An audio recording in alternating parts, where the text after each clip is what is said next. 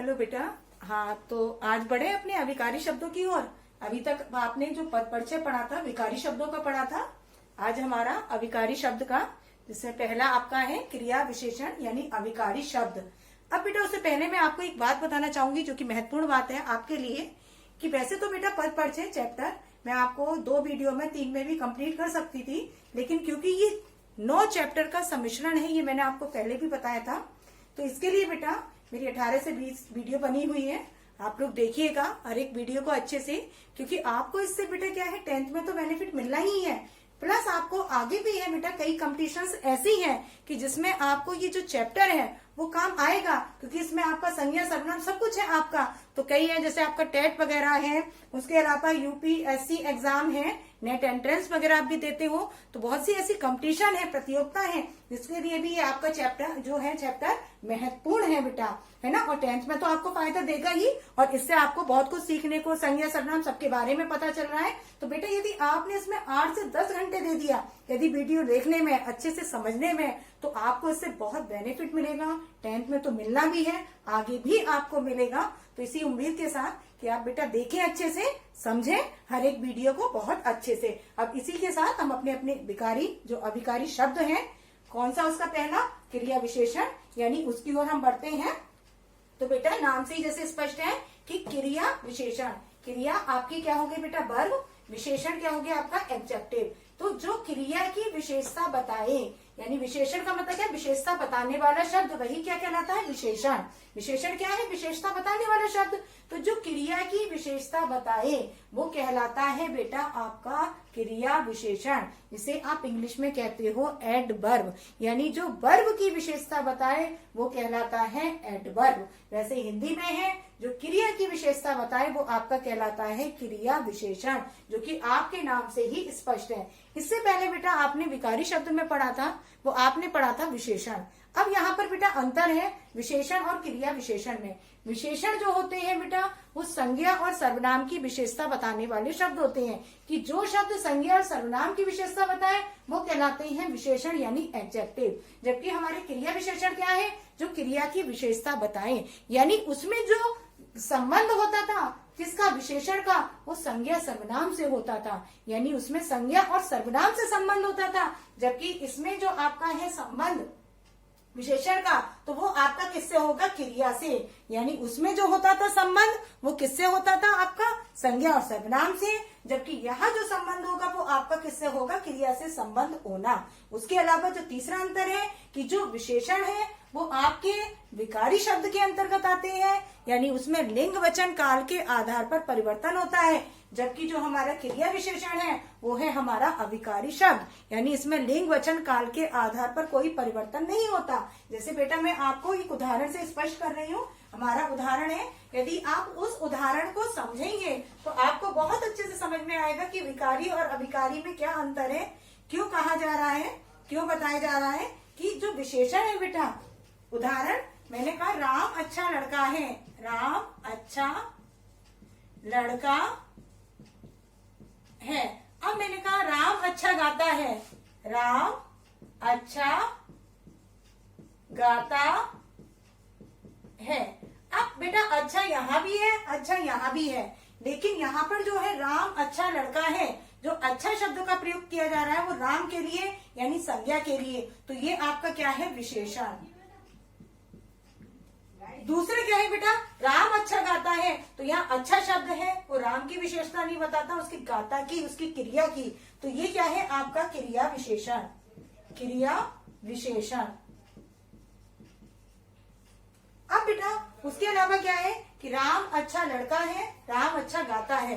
अब ये मैंने कहा आपको विकारी शब्द क्यों है, क्योंकि इसमें लिंग वचन काल के आधार पर परिवर्तन होता है। मैंने कहा रमा, तो रमा का क्या हो जाएगा, अच्छी लड़की है, अच्छी लड़की है।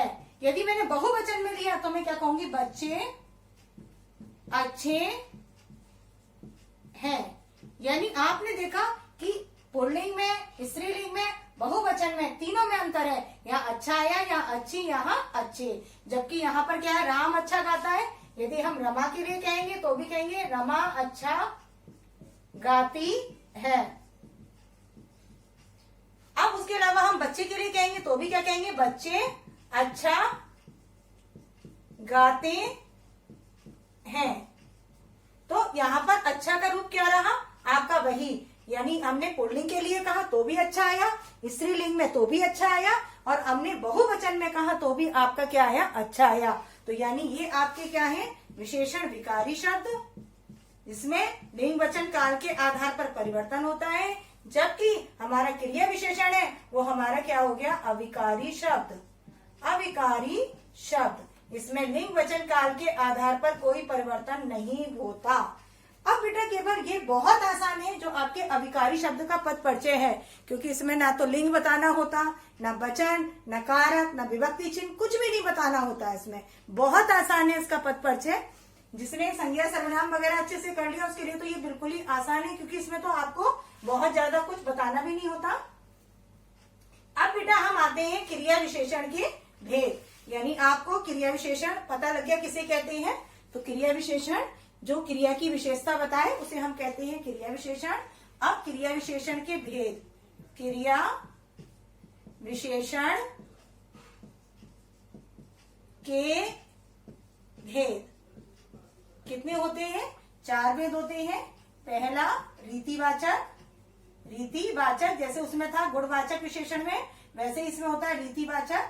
दूसरा हुआ इसमें स्थानवाचक, स्थानवाचक। तीसरा हुआ बेटा इसमें कालवाचक। चौथा हुआ इसमें परिमाणवाचक, परिमाणवाचक।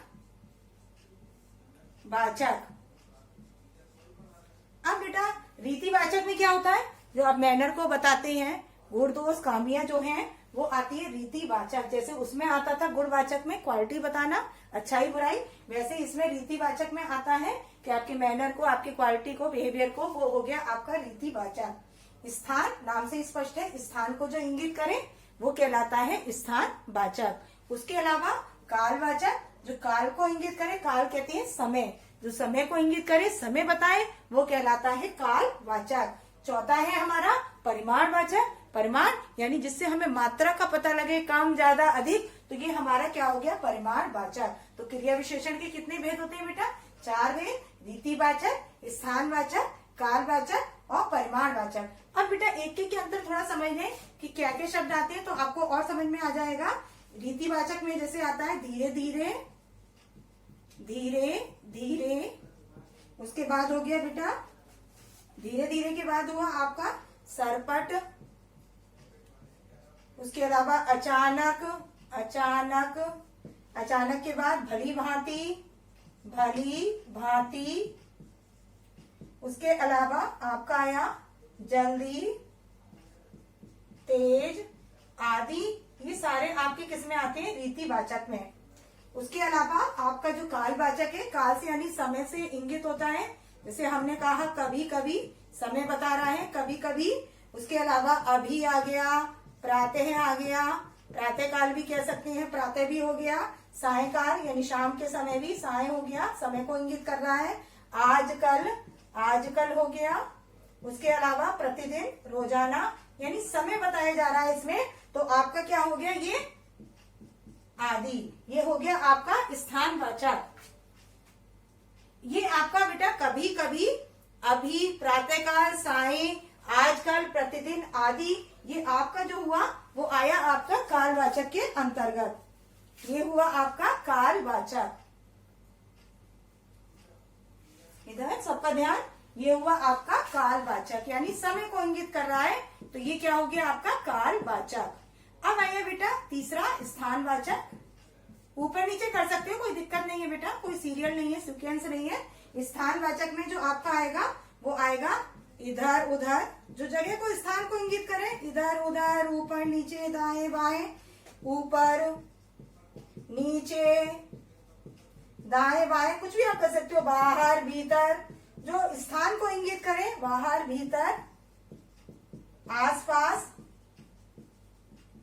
आदि, ये सब आपके किसके अंतर्गत आते हैं, स्थानवाचक। ये यानी स्थान को, जगह को इंगित कर रहा है, ये रीति को, आपके मैनर को, बिहेवियर को बता रहा है। ये काल यानी समय को इंगित कर रहा है, ये आपका स्थानवाचक है, जो आपके स्थान को दाएं बाएं ऊपर नीचे इधर उधर यहाँ वहां सब ये किसके अंतर्गत आते हैं, इसके हम यहाँ वहां भी बोल सकते हैं, यहाँ वहां, तो ये सब आपके आते हैं, आदि करके कह सकते हो आदि। अब उसके बाद आया बेटा आपका परिमाण। परिमाण जो मात्रा को बताए, थोड़ा बहुत ज्यादा, यानी थोड़ा आप कह सकते हो, बहुत कम अत्यधिक, जितना उतना,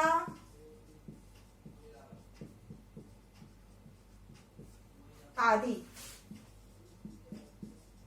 यानी जो मात्रा को बताए वो आपका हो गया परिमाणवाचक, रीतिवाचक मैनर को, कालवाचक समय को, स्थानवाचक स्थान को इंगित करता है, और परिमाणवाचक जो परिमाण को बताए वो कहलाता है आपका परिमाणवाचक। तो ये चार हैं क्रिया विशेषण के भेद। अब हम अपना बेटा बढ़ते हैं, हर एक उदाहरण को लेते हैं रीतिवाचक वगैरह, ताकि आपको समझ में आए। बहुत आसान है बेटा, और इसमें जो पद परिचय का आधार रहेगा वो भी बहुत आसान है, क्योंकि इसमें कुछ भी नहीं लिखना होता, केवल अव्यय अभिकारी शब्द करके डाल देना होता है। तो आप एक तरफ कॉलम बना सकते हैं कि कॉलम में आपने लिखा यहाँ पर कि क्रिया विशेषण का आधार पद परिचय का क्रिया विशेषण, पद परिचय का आधार पद परिचय का आधार। अब आपका आधार क्या है बेटा, जरा सा ध्यान से समझ लें कि जो आपका आधार है वो क्या है। आधार पहला आपको कि पहचानना है क्रिया विशेष मतलब क्रिया विशेषण का भेद, तो आप लिखेंगे क्रिया विशेषण, चार भेद होते हैं ना, तो जो भी है आपका, तो आप पहले क्रिया विशेषण का भेद हो गया, और उसके बाद केवल आप इसमें क्या लिखेंगे कि संबंध किससे है, तो आप संबंध बताएंगे या विशेष बताएंगे, इसका विशेष क्या है या इसका संबंध किससे है, तो संबंध बताएंगे। उसके अलावा आपका जो हो गया अव्यय अभिकारी शब्द, जो आप लास्ट में डालेंगे वो केवल क्या डालेंगे, संबंध और क्रिया विशेषण का भेद। उसके बाद संबंध, किसका संबंध किससे है, क्योंकि मैंने भी बताया था ना बेटा, क्रिया विशेषण में क्या होता है कि जो संबंध होता है किसका, क्रिया का, विशेषण से, जो क्रिया की विशेषता बताते हैं। तो क्रिया विशेषण का संबंध किससे होता है, क्रिया से। तो यहाँ पर क्या है, आपका जो संबंध होगा वो किससे बताना होगा, क्रिया से। तो आपको यहाँ पर देना होगा क्रिया से संबंध। अब उदाहरण से मैं स्पष्ट कर रही हूँ। पहला उदाहरण आप लें, पहला है आपका कि रीतिवाचक कहीं लेते हैं, एक एक का लेते हैं। रीतिवाचक, रीतिवाचक में पहला है सैनिक पहाड़ियों की ओर धीरे धीरे बढ़े। सैनिक पहाड़ियों की ओर, पहाड़ियों की ओर धीरे धीरे बढ़े, धीरे धीरे बढ़े।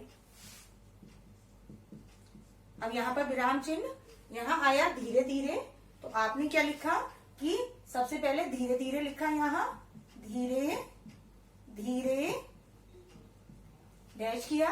अब धीरे धीरे क्या है बेटा आपका, क्योंकि रीति बता रहा है, मैनर बता रहा है, बिहेवियर कैसे बढ़े, धीरे धीरे, और बड़े की विशेषता बता रही। बड़े क्या है, क्रिया, तो जो क्रिया की विशेषता बताए वो क्या होता है, क्रिया विशेषण। यानी बड़े, बढ़ना क्या है हमारी क्रिया, और जो क्रिया की विशेषता बताए वो क्या हो गया, क्रिया विशेषण। तो आपने यहाँ पे लिखा क्रिया विशेषण, धीरे धीरे का क्रिया विशेषण। विशेषण में आपका कौन सा हो गया, रीतिवाचक, क्योंकि रीति बता रहा है कैसे बढ़े, धीरे धीरे। तो आप क्या डालेंगे, रीतिवाचक। उसके बाद आप क्या डालेंगे, रीतिवाचक हो गया, और इसका आप डालेंगे धीरे धीरे बढ़े, कि इसका जो संबंध है वो किससे है, बड़े से। यानी धीरे धीरे का, तो आप क्या लिखेंगे, इसका संबंध किससे है, बड़े से, क्योंकि यही क्रिया है ना, तो इसका क्रिया विशेषण का संबंध किससे होता है, क्रिया से। तो आप क्या लिखेंगे, इसका संबंध किससे है, बड़े, और बड़े को क्या लिखेंगे, सिंगल इन्वर्टेड कॉमा में, और आगे लिख देंगे अव्यय, और कुछ भी नहीं है बेटा इसका पद परिचय, अव्यय और अविकारी शब्द, अविकारी शब्द। कितना आसान है बेटा कि इसमें आपको कुछ भी नहीं लिखना पड़ रहा, ना लिंग, ना वचन, ना कारक, विभक्ति चिन्ह, कुछ नहीं। केवल आपने क्रिया विशेषण बताया, क्रिया विशेषण के चारों भेदों में से भेद बता दिया और क्रिया बता दी कि इसका संबंध किससे, क्रिया से। अव्यय अभिकारी शब्द डाल दिया और इसका ये हो गया पद परिचय किसका, धीरे धीरे का। अब हम दूसरा उदाहरण, वो भी रीतिवाचक का है कि हवा तेज चल रही है, हवा तेज चल रही है। अब यहाँ पर बेटा तेज पर है अंडरलाइन, आपने किया तेज, डैश किया। अब इसको आपने कौन सा है, आपका क्रिया विशेषण हो गया, क्रिया विशेषण। जब आपने क्रिया विशेषण पहचान लिया तो अब आ जाओ उसके भेद पर। भेद कौन सा हो गया, रीति, क्योंकि तेज चलना, धीरे, है ना, ये आपका किस में आएगा, रीतिवाचक में। रीतिवाचक, रीतिवाचक के बाद फिर आपने क्या डाला बेटा, इसका संबंध किससे है, चल रही से, क्योंकि क्रिया हमारी क्या है, चल रही है। तो तेज का संबंध किससे है, चल रही है से। तो आप लिखेंगे कि इसका संबंध चल, जैसे क्रिया है बेटा वैसे ही आपको लिखना है, रही है और सिंगल इन्वर्टेड कॉमा में, चल रही है से है, और उसके बाद आप कॉमा लगा के लिख देंगे अव्यय अभिकारी शब्द। लिंग वचन कुछ नहीं बताना क्योंकि इसमें परिवर्तन नहीं होता है कुछ भी। तो अव्यय और कोष्टक में डाल दिया अभिकारी शब्द और कोष्टक बंद कर दिया और विराम चिन्ह। तो ये किसका हो गया, तेज का पद परिचय। अब आपको बहुत आसान लग रहा होगा बेटा, क्योंकि इसमें आपको कुछ लिखना ही नहीं है। जो सबसे ज्यादा आपका कंफ्यूजन होता था कारक चिन्ह में, और दूसरा होता था आपका क्रिया से संबंध में, तो वो तो आपका कुछ है ही नहीं इसमें।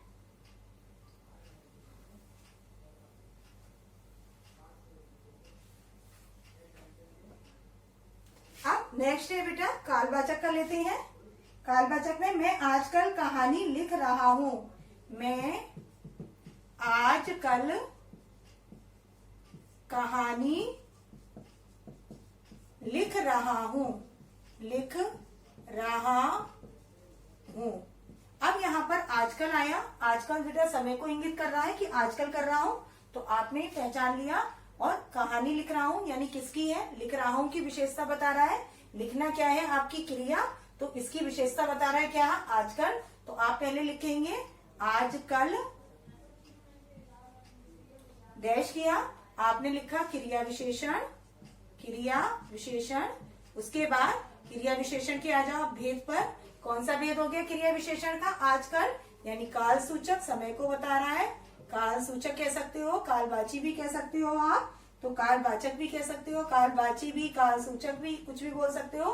दूसरा क्योंकि समय को इंगित कर रहा है। उसके बाद इसका संबंध किससे है, लिख रहा हूं, तो आप क्या लिखेंगे, इसका संबंध लिख रहा हूं से है, लिख रहा हूं से है। और मैंने जैसे बताया था आपको, सिंगल इन्वर्टेड कॉमा में इसको लिखना है।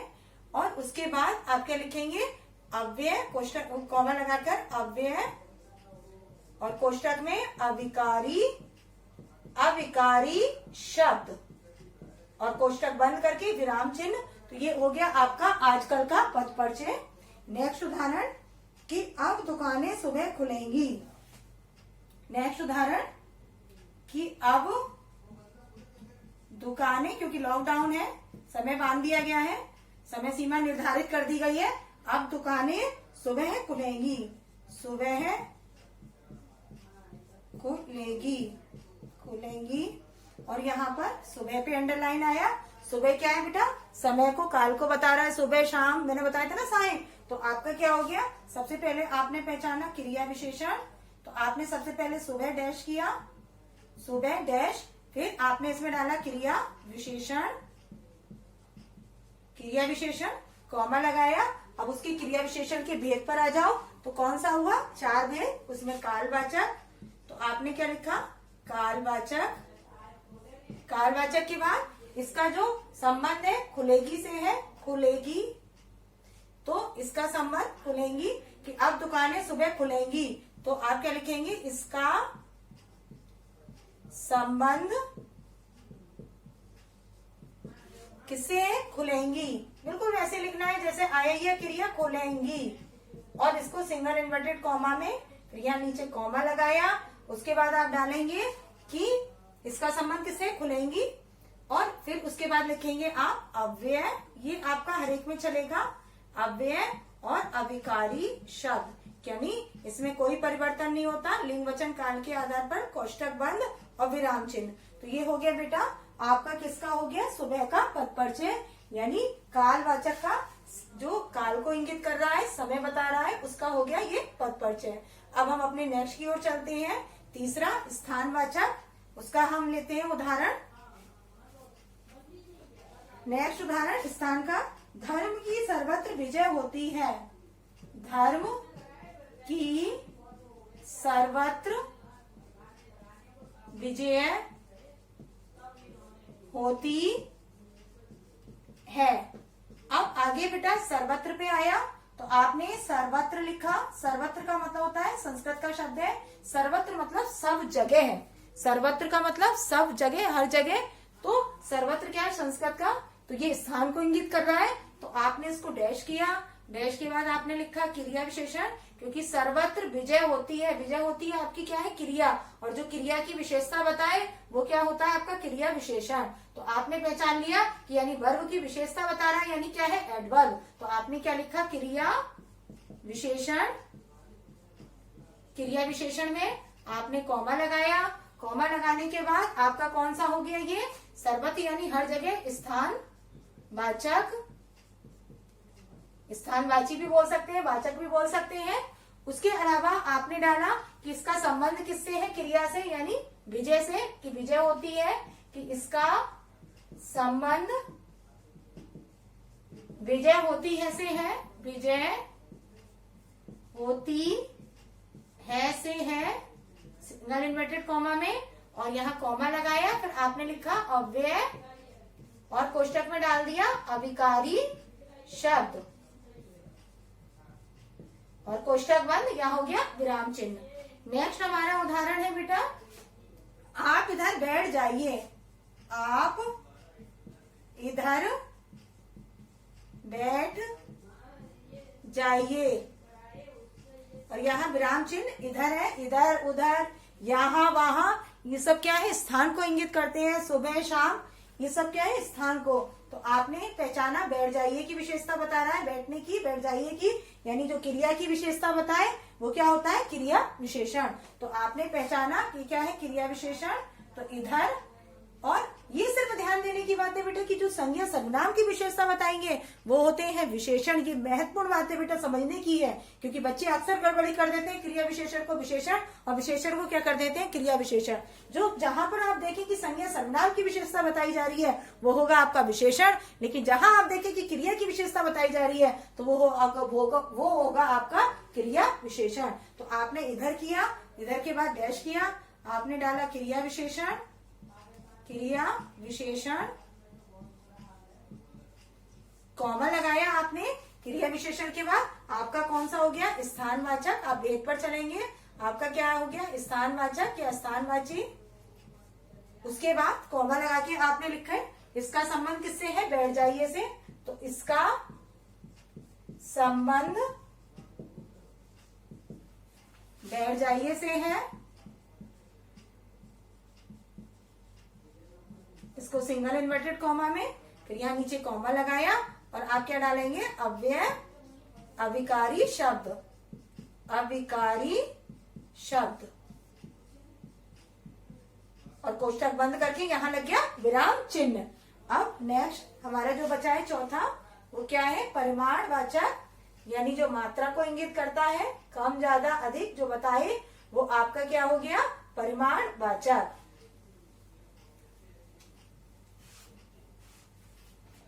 अब इधर बेटा परिमाणवाचक का कि बातें कम काम अधिक करो, यही आप लोगों के लिए कहा जाएगा।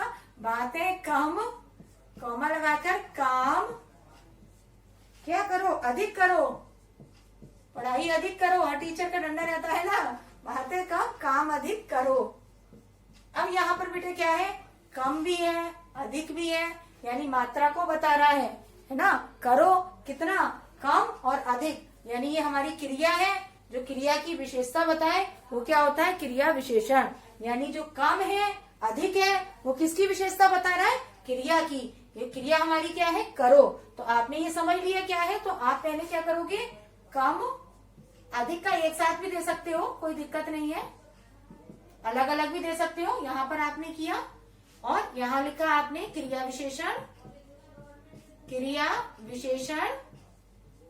क्रिया विशेषण के बाद इसके आप भेद पर आ जाइए। भेद कौन सा हो गया आपका, परिमाणवाचक या परिमाणवाची, कुछ भी कह सकते हो, परिमाणवाचक। उसके बाद कॉमा लगा के आपने लिखा कि इसका संबंध किससे है, करो से, तो इसका क्रिया से है ना, तो क्रिया क्या है, करो, तो इसका संबंध करो सिंगल इन्वर्टेड कॉमा में से है, और कॉमा लगाकर अव्यय अविकारी शब्द कोष्टक बंद, फिर अविकारी शब्द, और उसके बाद कोष्टक हमने बंद कर दिया, यहाँ विराम चिन्ह। इस चीज को हमेशा बेटा इस बात को ध्यान रखिए कि विराम चिन्ह हमें लगाना है। विराम से पता लगता है कि यहाँ पर पूर्ण हो गया, खत्म हो गया, कंप्लीट हो गया। नेक्स्ट हमारा उदाहरण बेटा कि कढ़ाई में तेल थोड़ा बचा है, कढ़ाई में तेल थोड़ा बचा है। अब यहाँ पर थोड़ा अंडरलाइन करके है, बचा है क्रिया है और क्रिया की विशेषता बता रहा है थोड़ा, तो ये क्या हो गया आपका क्रिया विशेषण।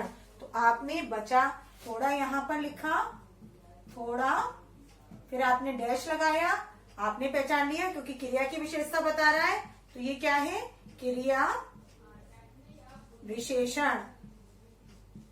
क्रिया विशेषण इतना जब आपने पहचान लिया, कॉमा लगाया, अब आ जाओ उसके भेद पर कि कौन सा भेद है क्रिया विशेषण का, परिमाणवाचक, क्योंकि क्या कर रहा है, मात्रा बता रहा है, तो आपने यहाँ पे लिखा परिमाणवाचक। परिमाणवाचक के बाद फिर आपका क्या हुआ बेटा कि आपने जब ये भी बता लिया कि परिमाणवाचक है, तो अब उसके बाद आपका आएगा किसका संबंध, क्रिया क्या है, बचा, तो इसका संबंध किससे है, इसका संबंध बचा है, इसको सिंगल इन्वर्टेड कॉमा में बचा है से है, और कॉमा लगाकर अव्यय अविकारी शब्द, कोष्टक में लिखा अविकारी शब्द, और कोष्टक आपने क्या कर दिया, बंद और विराम चिन्ह। तो ये हमारा किसका हो गया, परिमाणवाचक का। तो सबको बेटा समझ में आया कि क्रिया विशेषण क्या है, कि जो क्रिया की विशेषता बताए वो कहलाता है क्रिया विशेषण, जिसे हम कहते हैं एडवर्ब। यानी एडवर्ब जो वर्ब की विशेषता बताए, एडवर्ब यानी जो क्रिया की विशेषता बताए। इसके हमने भेद लिए, कितने होते हैं, 4 भेद होते हैं, रीतिवाचक, कालवाचक, स्थानवाचक और परिमाणवाचक। कालवाचक, रीतिवाचक जो आपके मैनर को, बिहेवियर वगैरह को बताए, वो क्या हो गया आपका रीतिवाचक, यानी रीति को धीमे, धीरे, तेज, ये सब क्या है आपके मैनर को बता रहा है, बिहेवियर को कैसे करना, तो जो रीति को बताए वो क्या हो गया आपका रीतिवाचक। उसके बाद आपका क्या हो गया बेटा, कालवाचक। काल का मतलब समय, जो समय इंगित करे वो क्या हो गया, कालवाचक। इसके अलावा स्थानवाचक, नाम से ही सब स्पष्ट है बेटा, जो स्थान को इंगित करे, जगह को, वो हो गया आपका स्थानवाचक या स्थानवाची। परिमाणवाचक क्या है कि जो मात्रा को इंगित करे, जो मात्रा बताए, वो क्या हो गया आपका परिमाणवाचक। तो ये 4 आपके भेद, और मैंने हर एक का बेटा आपको बताया कि किसके अंतर्गत क्या आता है, और उदाहरण के साथ कि रीतिवाचक का कैसे, और ये क्या है बेटा आपका अविकारी शब्द है। ये एग्जाम में अक्सर बच्चे गड़बड़ी कर देते हैं कि लिंग भी डाल देते हैं, वचन भी डाल देते हैं। तो जहां पर आप ऐसा करेंगे बेटा, अविकारी शब्द में, चाहे अविकारी शब्द में समुच्चय बोधक हो, समानाधिकरण हो, समुच्चय बोधक मतलब विस्मयादि बोधक हो, संबंध बोधक, निपात, ये सब आपके क्या है बेटा अविकारी शब्द। तो इसमें आपको लिंग वचन काल कुछ भी नहीं लिखना। यदि आप लिख देते हैं एक्स्ट्रा में तो आपको उसमें नंबर नहीं मिलेंगे, बल्कि आपका क्या हो जाएगा, वो कट जाएगा, गलत हो जाएगा। तो इस बात का हमेशा ध्यान रखें कि ना यहाँ पर आपको लिंग देना है, ना वचन देना है, ना आपको काल देना है। केवल आपको क्या डालना है, अव्यय अविकारी शब्द। केवल आपको उसका भेद बताकर और आपको देना है कि ये क्या है, अव्यय है, अविकारी है, यानी इसमें कोई परिवर्तन नहीं होता लिंग वचन काल के आधार पर। तो ये आपका हो गया बेटा क्रिया विशेषण का पद परिचय, और सबको बहुत अच्छे से समझ में आया होगा। प्रैक्टिस करिए, क्योंकि ये बात मैं बार बार कहती हूँ, प्रैक्टिस मेक्स मैन परफेक्ट। हर एक वीडियो को बेटा देखिए, समझिए, अभ्यास करिए, तो निश्चित रूप से रिजल्ट आपका अच्छा होगा। इसी के साथ बेटा बाय बेटा।